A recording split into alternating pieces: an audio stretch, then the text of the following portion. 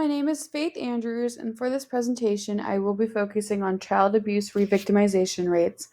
More specifically, I will be discussing how risk factors can increase the likelihood of revictimization in adulthood for child abuse victims and what is currently being done to combat these high numbers. There are specific sexual assault prevention programs that include mindfulness strategies that are geared toward individuals who have experienced childhood sexual assault. Many of these programs have been found to reduce sexual revictimization rates among those individuals. With that being said, let's dive into the topic. According to Lawler and McElvany in 2010, many studies today show that sexual victimization during childhood or adolescence can increase the likelihood of sexual victimization in adulthood between 2 and 13.7 times the normal rate, depending on other risk factors surrounding the individual. They theorize that because child abuse is so traumatic, it can interfere with the normal development of interpersonal relatedness while also affecting social regulation, which can decrease abuse victims' awareness of danger. Also, due to this trauma, many victims develop long-term coping mechanisms to avoid dealing with negative emotions, such as emotional avoidance and associating sexuality with punishment and pain.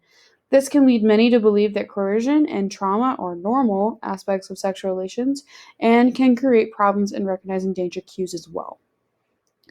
Social and cultural factors might also play a role in revictimization rates being so high, as victims' experiences can be affected by their environment. The role of a victim's family, history, larger social situations, and cultural norms can affect the facilitation of sexual revictimization. A study from 2013 done by Walsh and Messman-Moore suggests that there is a higher risk of revictimization in situations where alcohol is present. This is because in these situations, there's a much higher vulnerability to substance-related rape. Another research study done by Jankowski in 2002 suggests that parental warmth during childhood can have an effect on sexual revictimization in adulthood as well. Jankowski suggests that parental warmth can have a slight buffer effect on the rate of sexual assault in children after the age of 16 for individuals who have never been assaulted. It didn't have a significant effect on those in that study that had already been victimized, but it does provide a very good look into how researchers should be thinking about solutions to this nationwide issue. This study also just suggests that lifestyle changes due to trauma suffered from child sexual assault might be a potential reason why this problem is so prevalent. Good parenting might help overall with psychological issues, but might not necessarily significantly affect sexual assault revictimization rates later on down the road.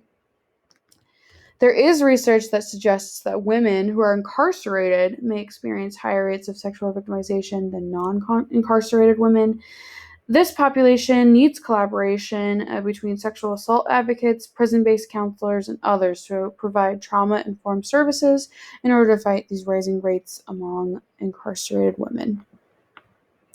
18.3% of women who experienced childhood sexual assault in a study from 2000 reported being sexually revictimized in adulthood. According to a study done by the National Violence Against Women Coalition, childhood sexual victimization was reported by 7% of women and 2% of men. Adult sexual victimization was reported in 11.5% of these women and 1% of these men. It was found that women who experienced childhood sexual assault were twice as likely to report adult sexual victimization compared to those who did not experience childhood sexual assault. On the flip side, men who experienced childhood sexual assault were almost 10 times more likely to report physical and sexual victimization in adulthood compared to men who had not experienced childhood sexual assault, period.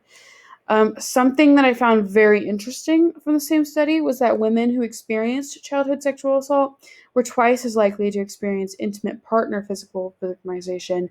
However, men were almost 13 times more likely to experience intimate partner victimization in adulthood. This goes back to the idea that the ecological model can play a role in why revictimization rates are so high. Basically, who an individual surrounds themselves with in their environment can affect risk of revictimization as well as gender. A study done by Walsh and Messman-Moore in 2013 discusses how taking a holistic approach to counseling those that have been through childhood sexual assault can have good results. They describe in their 2013 study specific programs that address motivations for risky sexual behavior in the context of alcohol and drug use,